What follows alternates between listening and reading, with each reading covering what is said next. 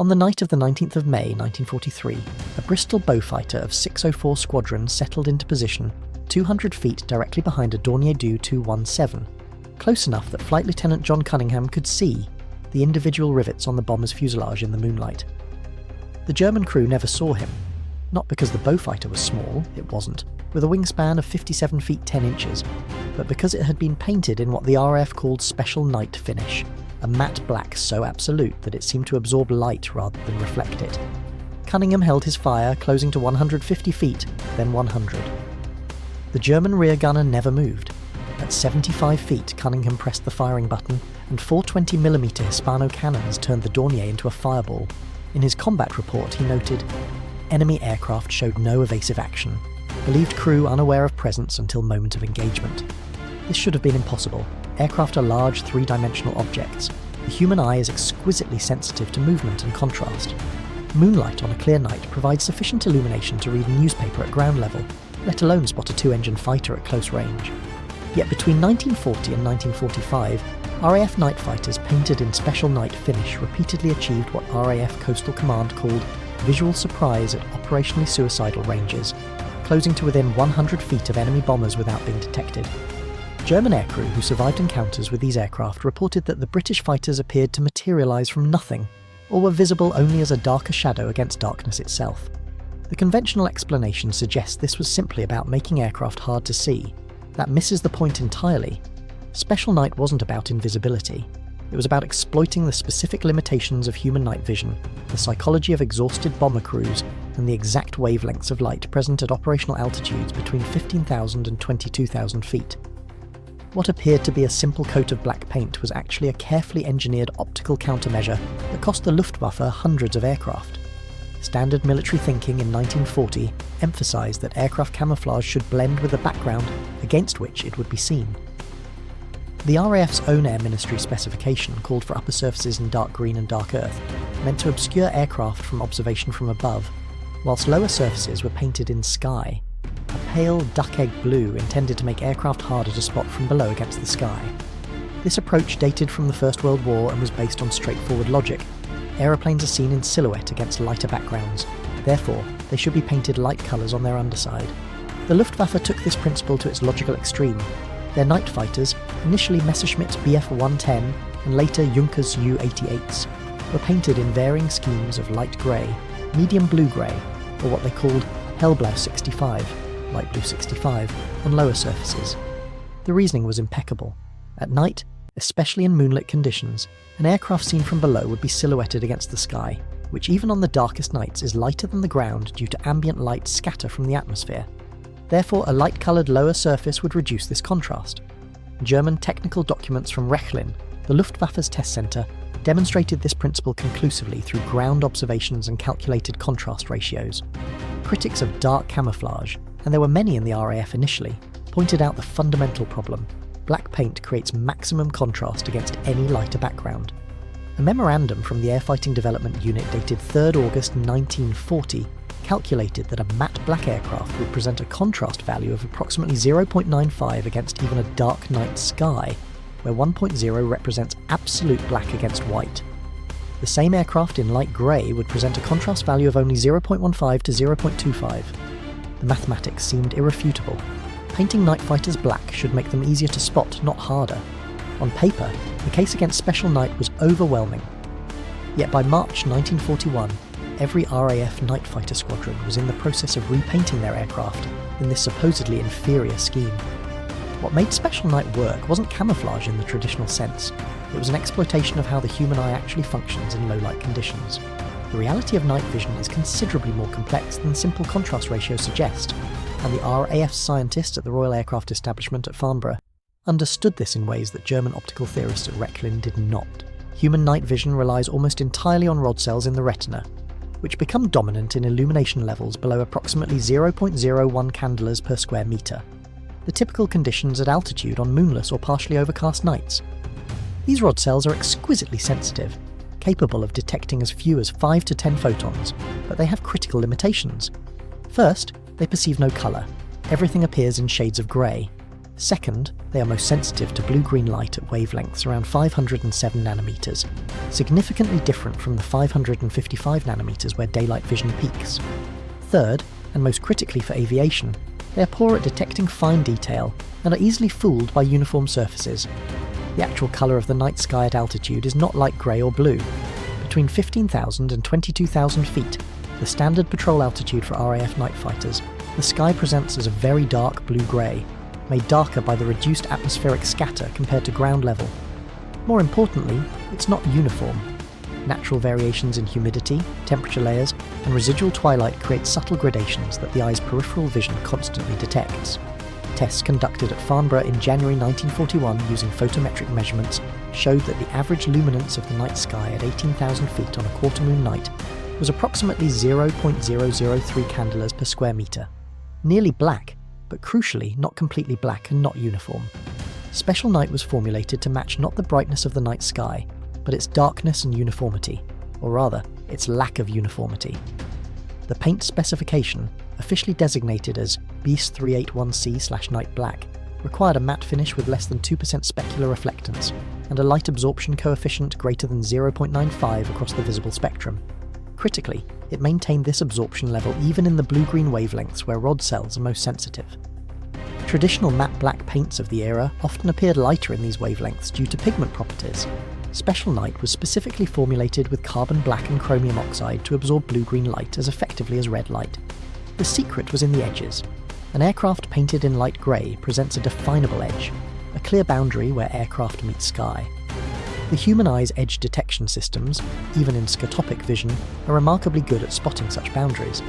But an aircraft painted in special night, when viewed against the dark sky at operational altitudes, presents no clear edge.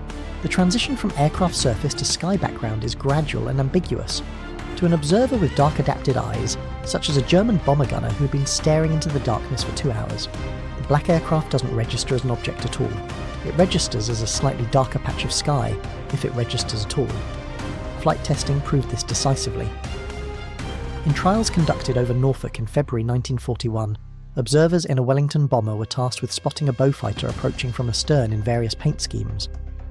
The Beaufighter in standard camouflage, dark green, dark earth over sky, was consistently spotted at ranges between 800 and 1,200 feet in quarter-moon conditions. The same aircraft in light grey, the scheme recommended by conventional theory, was spotted at ranges of 600 to 900 feet, an improvement but not dramatic.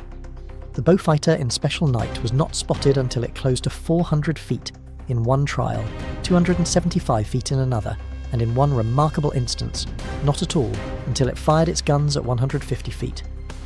The proof arrived in blood and wreckage over the grey waters of the North Sea. On the night of 12th to 13th of March 1941, Pilot Officer C.F. Rawnsley and his pilot John Cunningham, flying Beaufighter R2250 of 604 Squadron, achieved what would become the standard for special night operations.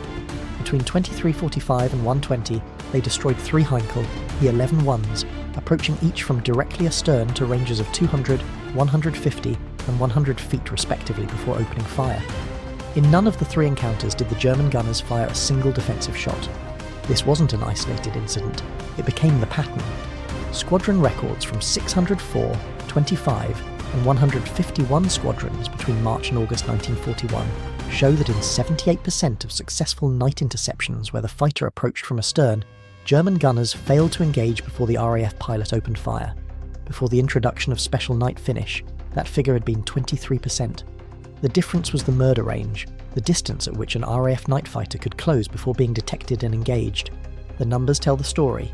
A Heinkel, E-111's defensive armament included a 7.92mm MG-15 machine gun in a dorsal position with a traverse of approximately 60 degrees either side of centerline and an elevation range that covered the critical astern cone. At 500 feet, this weapon was lethal to an approaching fighter. British trials showed that sustained fire from this position could inflict critical damage in 8 to 12 seconds, but the weapon was useless if the gunner never saw the threat. German after-action reports repeatedly described the same scenario. First awareness of fighter presence was cannon fire impacting aircraft. No visual contact before attack. Fighter appeared to materialise from darkness at extremely close range. Wing Commander John Cunningham, who finished the war with 20 confirmed night victories, described the tactical advantage in a 1943 memorandum. The enemy gunner is looking into darkness that his eyes have spent hours adapting to. He's cold, tired, and scanning empty sky. The special night finish means I present no clear form, no definable edge. His eye slides over me. I can close to 100 feet, sometimes less, placing every round exactly where I want it. The first burst is fatal more often than not, because I can afford to wait for the perfect shot. The effect was psychological as much as optical. Luftwaffe bomber crews began reporting that RAF night fighters could become invisible. Interrogation reports from German prisoners of war show a consistent pattern of disbelief and fear. Hauptmann Ernst Weinreich, shot down on 7th May 1941, told interrogators, "The British fighter must have followed us for several minutes. Our rear gunner saw nothing. I saw nothing in my mirrors. The first indication was cannon strikes on our port wing. I looked for the fighter and saw only darkness. Then there was fire everywhere." When shown a photograph of a Beaufighter in special night finish, he examined it carefully and said, "This is what shot us down. I never saw it. I don't see how anyone could see it at night." The effectiveness of special night wasn't accidental. It was the result of systematic optical research that the RAF had been conducting since early 1940. The man responsible was Dr. Dennis Lewis Gaber, a Hungarian-born physicist working at the British Thomson-Houston Company in Rugby, who would later win the Nobel Prize in Physics for his invention of holography.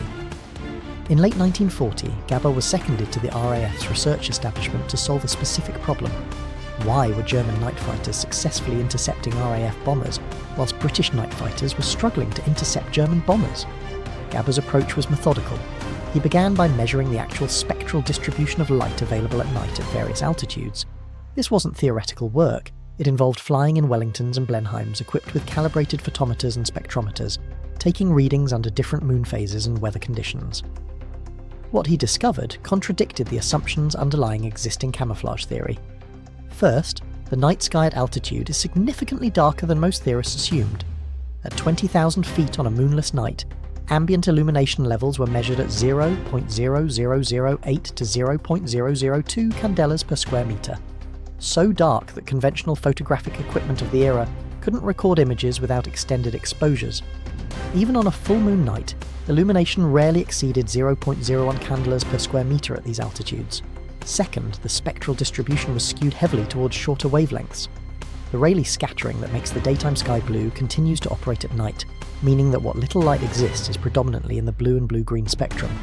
Gabor calculated that at operational altitudes, approximately 60% of available light had wavelengths, between 450 and 530 nanometers, precisely the range where human rod cells are most sensitive. Third, and most importantly, he measured the actual reflectance properties of various paint schemes under these specific lighting conditions. Light grey paint, which looks neutral under daylight, reflects approximately 40% of incident light in the blue-green spectrum. In the desperately low light levels of high-altitude night operations, this 40% reflectance created enough contrast against the dark sky to be detectable by dark-adapted eyes at 600 to 800 feet.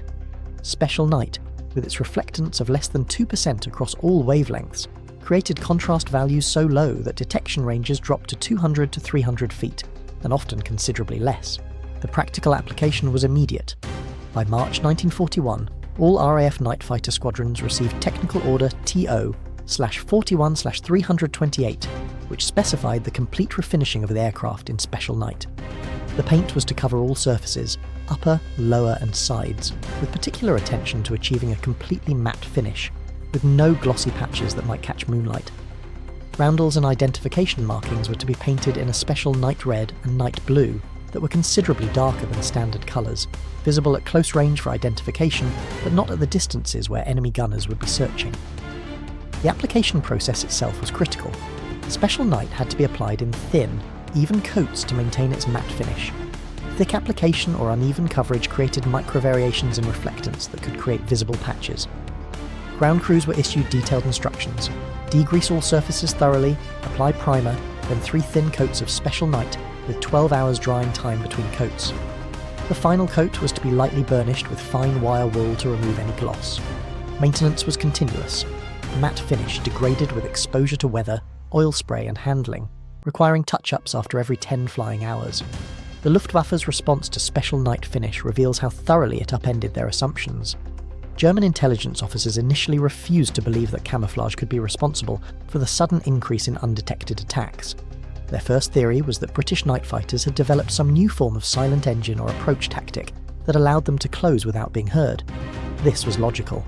The Beaufighter's two Bristol Hercules radial engines were hardly quiet, producing approximately 115 decibels at full power. But combat doesn't happen in silence. The roar of a bomber's own engines, the whistle of slipstream, and the leather flying helmet covering ears meant that German crews weren't relying on hearing to detect fighters. They were relying on sight. The Luftwaffe's misdiagnosis of the problem led them down false paths. They experimented with rearward-facing searchlights, which merely provided a perfect aiming point for RAF fighters, increased the number of gunners, which changed nothing if the gunners couldn't see the target, and even tried infrared detection equipment, which was far too primitive to be operationally useful. It wasn't until July 1941, when a Beaufighter of 29 Squadron was forced to land at Leeuwarden Airfield in the Netherlands due to engine failure, that the Luftwaffe obtained an intact example of an RAF night fighter. The technical evaluation report from Erprobungsstelle Rechlin, dated 3rd August 1941, makes fascinating reading. The German engineers measured the paint's reflectance properties and noted with evident surprise that it was extraordinarily low across all measured wavelengths. They calculated that such a finish would indeed reduce visual detection ranges significantly. However, and this is telling, the report concluded that whilst the black finish might provide some advantage in specific conditions, it would be unsuitable for Luftwaffe night fighters, as it creates excessive contrast against lighter sky backgrounds and would make aircraft more visible to British gunners. The Germans had understood the technical principle, but completely missed its tactical application. They were still thinking about how to make aircraft less visible in general, not how to exploit the specific visual limitations of bomber crews at operationally relevant ranges. The Luftwaffe never adopted an equivalent to Special Night for their night fighters. They continued to paint their Bf 110 and Ju 88s in variations of grey and blue-grey through 1944. Some units experimented with darker schemes, but none achieved the systematic wavelength-specific absorption that characterised Special Night. The result was that whilst Luftwaffe night fighters equipped with Liechtenstein radar could find RAF bombers effectively, they remained more visible to bomber gunners than they needed to be. British bomber veterans report being able to spot attacking night fighters at ranges of 400 to 600 feet in moonlight, considerably better than German bomber crews achieved against Special Night-finished Beaufighters and Mosquitos. The ultimate vindication of Special Night came with its application to the de Havilland Mosquito, which entered service with RAF night fighter squadrons from January 1942. The Mosquito was in many ways the perfect platform for exploiting Special Night's advantages. With a top speed of 380 miles per hour at 17,000 feet and a service ceiling of 36,000 feet, it could pursue German bombers that tried to escape by climbing or running. Its wooden construction, whilst controversial, had an unexpected advantage. Wood could be finished to an exceptionally uniform matte surface that maintained the Special Night specification better than the slightly rougher metal surfaces of the Beaufighter. Squadron leader Brants Burbridge, who became the RAF's most successful night fighter pilot with 21 confirmed victories, 20 at night, flew Mosquitoes finished in Special Night with 85 Squadron. His combat reports demonstrate the tactical revolution that the paint scheme enabled. On the night of 4th to 5th November 1943, he destroyed 3 German bombers in a single sortie, a Junkers Ju 88, a Dornier Du 217, and a Heinkel 177. In each case, he closed to less than 100 feet before opening fire. None of the German gunners engaged him before his attack. His post-mission report notes, excellent visual conditions with half moon. Approached all 3 targets from astern and below, closing to minimum range. No defensive fire received in any engagement. Special Night finish assessed as critical to mission success. The numbers from Mosquito squadrons tell the story. Between January 1942 and May 1945, RAF Mosquito night fighters destroyed 600 German aircraft in night operations over Britain and occupied Europe. In 487 of these engagements, where detailed combat reports survive, the Mosquito pilot reported achieving surprise and opening fire before the enemy crew responded. The success rate, defined as damage inflicted versus damage received, was extraordinary. Mosquito night fighters achieved an overall kill-to-loss ratio of approximately 20 to 1 in night operations, far higher than any other night fighter type in any air force. This wasn't just about having better radar. Many Luftwaffe night fighters had comparable or even superior radar systems by 1943 to 44. The advantage was that RAF night fighters could use their radar to close to within 1,000 feet, then use visual acquisition for the final approach and attack, during which they remained effectively invisible. German night fighters, even when equipped with excellent Liechtenstein SN2 radar, remained visible to bomber gunners once they closed to gun range, giving the bomber crew crucial seconds to evade or return fire. tactical employment of special night-finished night fighters evolved into a systematic methodology that maximised the paint scheme's advantages. RAF Fighter Command's Tactical Memorandum. Number 34, issued in September 1942, codified the lessons of 18 months of night combat. The doctrine was specific: use radar to achieve initial contact at 3 to 4 miles, close to 1,000 feet on instruments using the radar's range markers, acquire the target visually, position 30 degrees below and directly astern at 200 to 400 feet, identify the aircraft type, close to 100 to 150 feet, and fire a precise 2 to 3 second burst from the cannons. This methodology was only possible because of Special Night. Closing to 100 to 150 feet, approximately 2 to 3 aircraft lengths, was operationally suicidal in any other paint scheme. At such ranges, even a few rounds from defensive weapons could cause catastrophic damage. But at these ranges, the RAF Night Fighters' 420mm Hispano cannons firing high explosive shells were absolutely devastating. Gunnery reports show that the average fighter needed only 2.4 seconds of firing time at these ranges to destroy or critically damage a bomber. The psychology of the attack was carefully managed. Pilots were trained to suppress the natural impulse to open fire as soon as they achieved visual contact. The doctrine emphasised patience. The enemy gunner is searching empty darkness. His eyes are dark adapted. You are a darker shadow in darkness. Each foot you close increases your hitting power. Wait. Let the range collapse. At 100 feet you cannot miss and he cannot evade. Flight Lieutenant David Bill Gray, who flew Beaufighters and later Mosquitos with 85 Squadron, described the experience in a 1945 interview. You're tucked in behind him, close enough to see every detail of his aircraft. If it's moonlight you can see the gunner moving in his turret but he never sees you. You're waiting, counting down the range.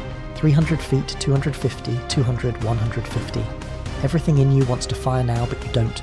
You wait until it's so close you could practically touch him. Then one brief squeeze on the button and it's over. He never knew you were there until he was dying. The German experience was utterly different. Interrogation reports from Luftwaffe bomber crews shot down over Britain reveal consistent patterns of psychological trauma.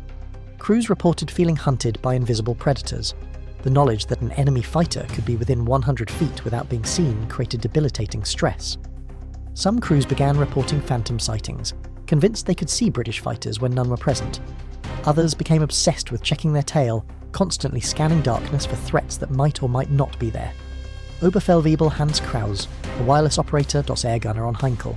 He won 11s, survived 3 tours over Britain before being shot down on his 47th mission in August 1943. His account, given to interrogators at RAF Cockfosters, captures the experience. Every night we flew, we knew they were out there, the Black Night Fighters. We called them Nachtgespenster, night ghosts. You would stare into the darkness until your eyes ached, searching for something you knew you wouldn't see. Then suddenly your aircraft is on fire and you're bailing out and you never saw what killed you. It wasn't combat, it was execution. The mathematics that suggested black aircraft should be more visible wasn't incorrect, it was incomplete. Contrast ratios calculated under laboratory conditions failed to account for the complex reality of human vision at altitude, at night, under stress. The German optical theorists at Rechlin were right that black paint creates high contrast against lighter backgrounds. But they were wrong about 3 critical factors. First, the background wasn't lighter, not at operational altitudes, not at night. The night sky at 20,000 feet is very nearly black itself. The contrast between special night finish and the actual sky background was minimal, not maximal. Second, contrast detection depends on edge definition. A light grey aircraft presents clear, definable edges. A special night aircraft presents ambiguous transitions that the eye struggles to resolve. The human visual system is remarkably good at spotting edges, but poor at detecting subtle, gradual variations in uniform darkness. Third, the operational environment was psychologically and physically exhausting. German bomber crews weren't fresh observers in ideal conditions. They were cold, tired, stressed men who had been staring into darkness for hours. Their vigilance was degraded. Their visual acuity was compromised. In this state, the slight visual advantage that Special Night provided became overwhelming.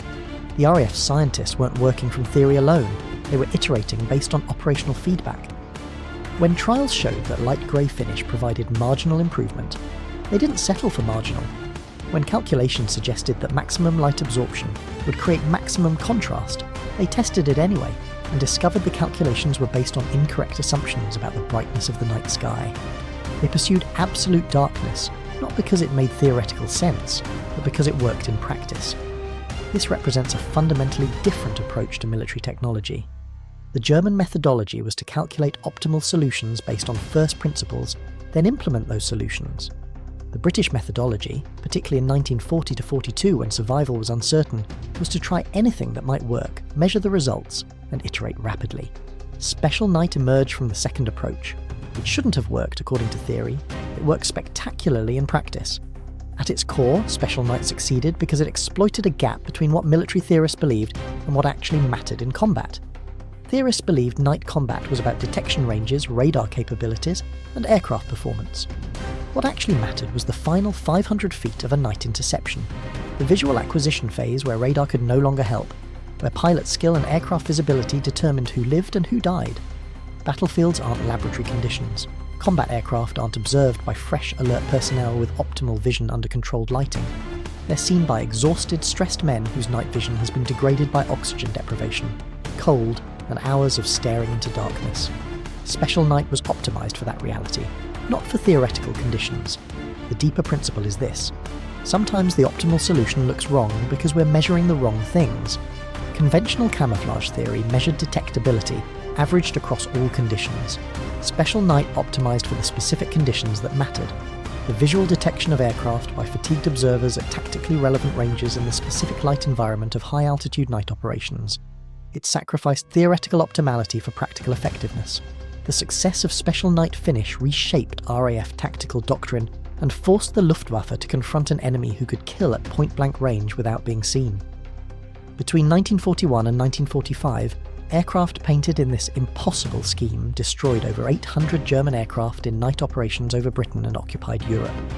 German bomber crews never solved the problem of the invisible night fighters. They simply learned to fear the darkness. On paper, painting night fighters absolute black should have made them more visible. In the darkness over Britain, it made them lethal.